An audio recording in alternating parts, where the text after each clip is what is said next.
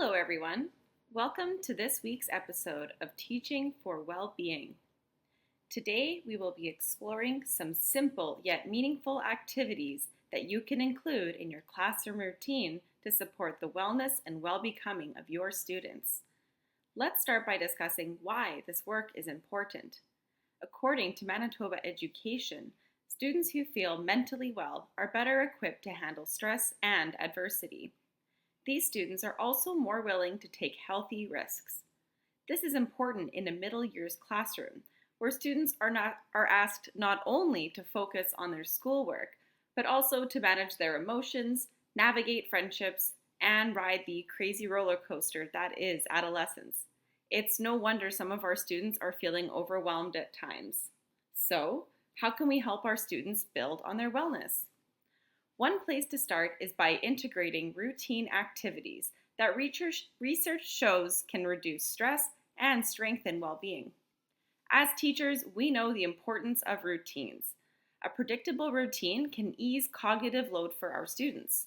This helps students feel calm in the classroom environment, lowering their anxiety and stress.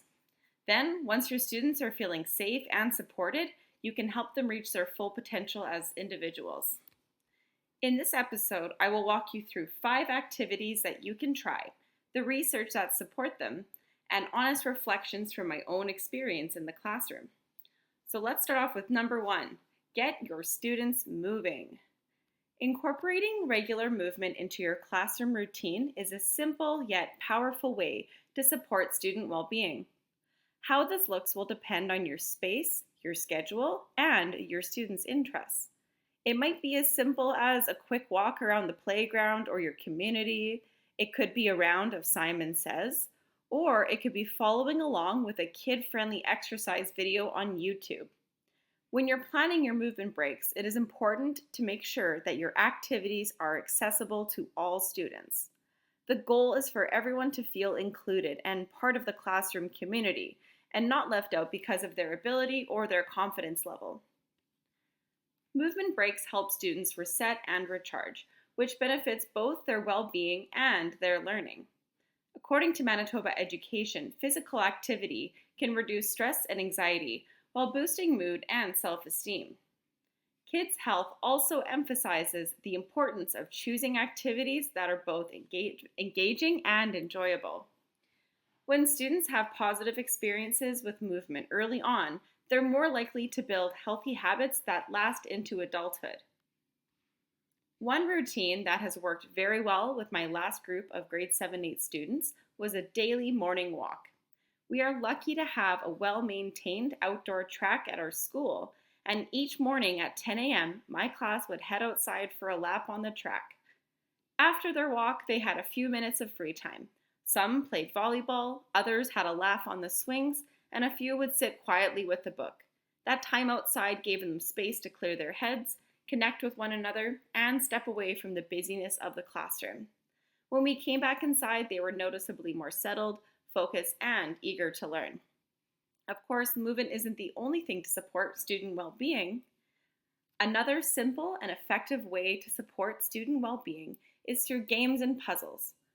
These purposeful, goal-oriented activities can be done individually or collaboratively, depending on the context.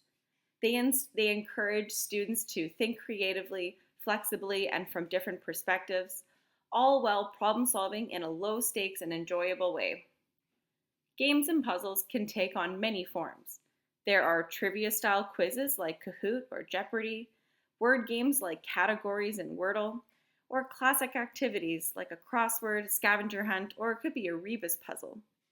When thoughtfully incorporated into your routine, these activities not only bring joy into the classroom, but they also help your students build resilience, curiosity, and collaboration.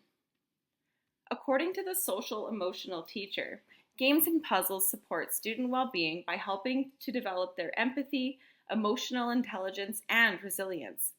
They give students the opportunity to practice winning and losing gracefully. These skills are essential, but they can often be overlooked in traditional classroom settings. Additionally, these activities align with Manitoba Education's global competencies. For example, games encourage citizenship by teaching students to respect diverse points of view and make responsible choices in how they interact with others. They also strengthen their communication skills, as students must not only express their own ideas, but also actively listen to and consider their classmates' perspectives. I have found that games and puzzles are a fantastic way to start a day on a positive note or offer students a much needed mental break during a busy schedule. These activities bring out laughter and a healthy sense of competition, as well as create natural opportunities for students to practice problem solving, teamwork, and communication. They have become a part of our routine, and students look forward to a chance to connect with their peers, activate their brains, and sometimes have a good laugh. After bringing students together through games and puzzles, another way to strengthen classroom connections is through sharing circles. Sharing circles, sometimes called talking circles, are gatherings that provide students with a structured and respectful space to communicate their thoughts and feelings with one another. In a sharing circle, both speaking and listening are valued equally. As one person shares, the rest of the group listens attentively, reflecting on what is being said. Sharing circles are rooted in respectful communication and inclusion. A common practice is to use a talking stick or another object which is passed around the circle. Only the person holding the object has the right to speak. It is important for students to know they are always welcome to pass if they prefer to listen than share, as active listening is just as valuable as speaking in these spaces. Sharing circles are a meaningful way to honor Indigenous ways of knowing by bringing oral storytelling and respectful listening into your classroom community. The Council on Learning emphasize how these types of practices can help strengthen connections within a group by creating space for everybody's voice to be heard. Sharing circles can serve many purposes in your classroom. According to Winters, they can help you make decisions as a group, solve problems, or simply reflect together. When it comes to student well-being, sharing circles can build trust, empathy, and classroom community. They encourage students to practice courageous communication in a supportive and non-judgmental environment. Over time, this helps foster a sense of safety, respect, and connection among classmates. Last year, I began incorporating sharing circles more regularly into my classroom routine. We would start and end each week with a circle, giving students space to share their weekend adventures, celebrate their wins or grieve their losses in volleyball and basketball, or simply comment on something they noticed in class. At first, not everyone chose to speak, and that was totally okay. Over time, though, I noticed students becoming more open, more reflective, and more willing to share with one another.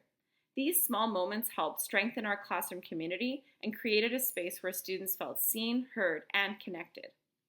While sharing circles create connection through spoken words, free writing or greenbelt writing provides students with a more private space to reflect and express themselves. In her chapter, Kitchen Table and Greenbelt Writers, Flourishing Writing in English Language Arts and Beyond, Jennifer Watt explores how writing can support student well-being by fostering agency, enjoyment, meaning-making, and connection to both self and others, not only in the English language arts classrooms, but across the curriculum and beyond. The concept of greenbelt writing invites students to make choices about their writing. Students choose things like the subject matter, to the length, the intended audience, and even the format that they can use to communicate their message. Greenbelt writing is all about creating a low-stakes environment where students can feel free to express themselves authentically and not worry about their grade. This kind of writing directly connects to two of Manitoba's global competencies. First, creativity. Students are encouraged to explore ideas in ways that feel meaningful and personal to them, rather than following a strict set of rules or formulas to complete their writing. Second, the connection to self. When students write reflectively, they strengthen their connection to themselves, diving deeper into their own thoughts, feelings, and their experiences. Both of these competencies help students develop their confidence, resilience, and a greater sense of purpose, which are all meaningful for well-being. More consistent Greenbelt writing is something that I'm working toward in my classroom. So far, my students have the opportunity to journal a few times a week. I provide them with a prompt for structure, but they are welcome to share their thoughts without the shadow of marks or a rubric clouding their efforts. Greenbelt writing can go beyond the ELA classroom. It goes hand in hand with inquiry style learning, and I really hope to integrate this idea across all subjects. While writing is a great outlet, sometimes our students just need a way to settle their minds and come back to the present moment. That is where grounding exercises come in. Grounding exercises are simple practices we can use to help students stay connected to the present moment. Often, when we're worrying about something that has happened in the past or feeling anxious about something that might happen in the future, it pulls us away from our current experience. That is why grounding techniques like mindfulness, breathing exercises, body scans, and short meditations can be very valuable in the classroom. These practices help students anchor themselves in the present moment, which can support their overall well-being. It's important to practice these techniques regularly and not just in moments of crisis, so that students are more comfortable using them when they really need them. Practicing grounding and mindfulness can also help students manage stress, regulate emotions, and navigate difficult situations. Varejo highlights how grounding practices support the nervous system by helping it redirect away from anxiety and toward a state of calm. These strategies give students the tools that they can use, not just in school, but throughout their lives. Grounding practices are still fairly new in my classroom routine, but I see their potential for helping my students work on their wellness and well-being. I have attended PD sessions on the benefits of mindfulness and grounding for students. One resource that I've found helpful is called EduCalm. EduCalm offers ready-to-use recorded grounding practices that teachers can simply play for their class as needed. I found this takes the pressure off of me as the teacher, and it also lets me to join in on the mindfulness with my students, giving all of us a few minutes of self-care that we benefit from. So that is all for today. Now you have 5 simple ways to bring a little more wellness into your classroom. Wellness doesn't have to be complicated or overwhelming. It is the small changes that we make, like adding in a movement break here or there, or taking a quiet moment to pause, that can make a big difference in your classroom environment. You know your students best, so trust your instincts when you feel it is time to take a break and give them time to reconnect with themselves and each other. Thank you for joining me on Teaching for Wellbeing. We will see you next time.